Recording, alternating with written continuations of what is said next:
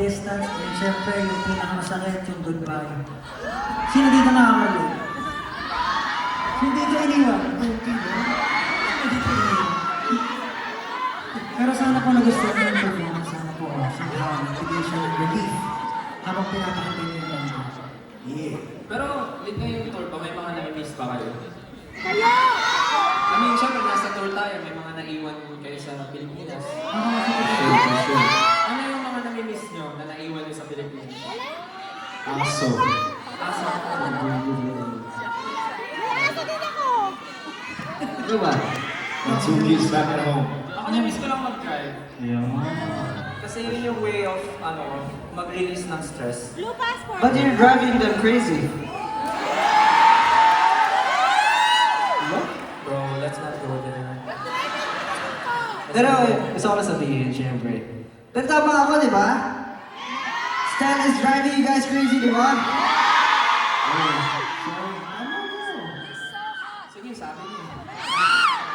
Pero kahit gaano kalayo man tayo sa isa't isa, syempre sa mga mahal natin sa buhay, or kahit nandito tayo, nandito pa rin naman ang 18 kasama natin. And nananatili tayo, syempre, close to our hearts, no matter what the distance. Because tonight, Kahit be the light, kahit sandali, syempre, kasama natin kayo through our music. So, thank you so much for being here.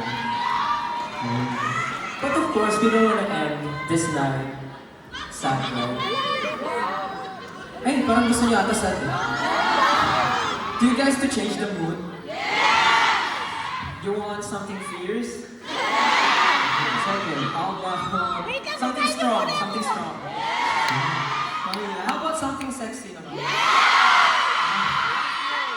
Siyempre, lang gusto niya. Yan, yan ang gusto naman natin sa akin. And if you guys missing someone tonight, maybe this next song's for them. This one's called Moonlight. Let's go.